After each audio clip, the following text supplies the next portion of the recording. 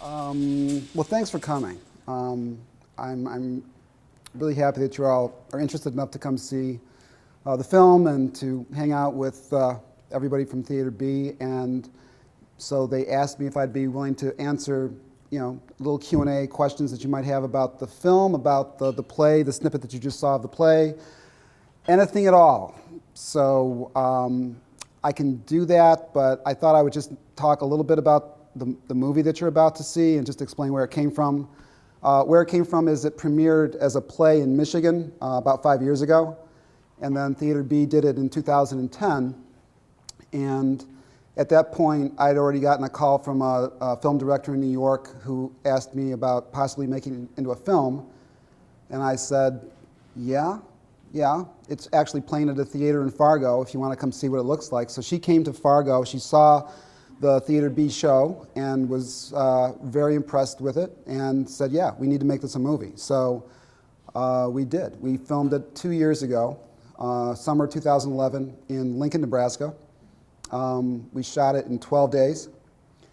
And what we tried to do was make it reflective of the play, but also turn it into a movie, which was tough because it was July in Lincoln, Nebraska. It was 100 degrees. We're trying to pretend it's Halloween, and so we're shooting in a house with no central air. So we brought in our own air conditioners, and we bought ice packs and had them strapped to the base of the actors' spines. And we made our little movie. And through the beauty of film is that you can edit, you can color correct, you can sound correct, and it's where it is now. It's been in a few festivals, it's played in a few first-run theaters.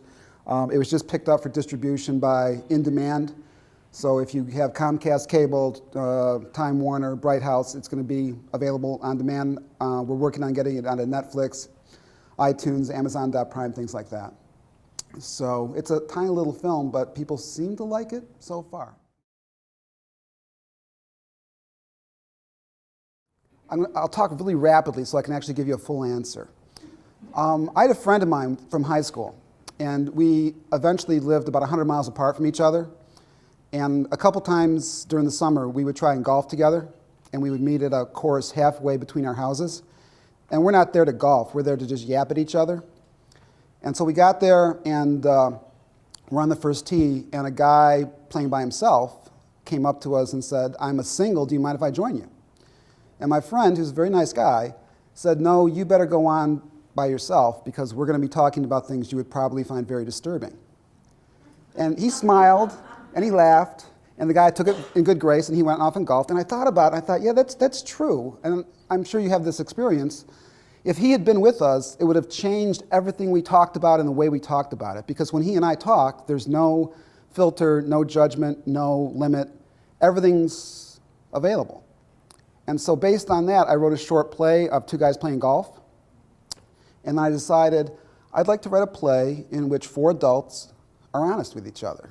Not just about like little petty little secrets, but the big stuff that you kind of keep inside and you think it's just you, that I'm the one who's perverse and sadistic and weird. And if I ever tell anybody what's really on my mind, they'll take me away.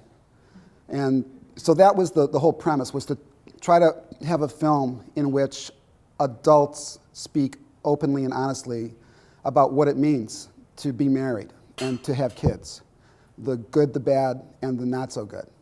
And I don't think you see that too often in popular culture. So that was the impetus for that. Well, it's a double-edged sword. I mean, part of the appeal of, oh, we'll do a play is, oh, well, it's real time. It's basically one location. We can shoot it very economically. But then you think, well, that's going to be really boring. It's a play. So the trick was to explode it out of its kind of one-room setup and try to make it more visually kinetic. So it was kind of keeping the same material, but then moving it around living room, fireplace nook, kitchen, front porch. We actually shot it in a photo studio, a guy that has a photo studio in his house in Lincoln. So we were able to use his photo studio. So I had to kind of reconstruct scenes around the space that we were actually filming in. to try to, you want to maintain the economic advantage of basically a one location shoot, but you want to make it interesting to watch from a visual perspective too. I need to see if I can it was published, but then that publisher decided to not promote it, so I need to find a different publisher to get it picked up, to get it out there again. And I'm not really sure how it's going to affect it now that it's a film. I'm not sure if that makes it more or less desirable. I guess I'm going to find out.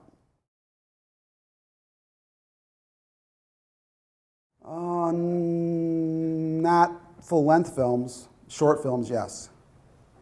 Short films, yes. But I'm on a roll, so.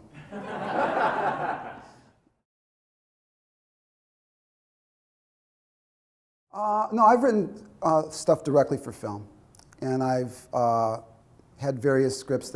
People get option them. I've ghost written scripts that are really bad. They send them to me. Can you fix this? And I'm working on a script right now with a guy. He's a director in LA. We have a couple of projects, and we submitted it to the Sundance Institute because they've got a writer's lab. So we're hopeful about that we can do that in January and get some traction for that. The problem with movies is they cost so much. They're cheaper than they used to be because you can do everything digitally, but they cost a lot. So it's a tricky business. Everyone is hesitant to, as they say, greenlight it because of the money involved. But I'd like to do both. I mean, I'm really attracted to both mediums.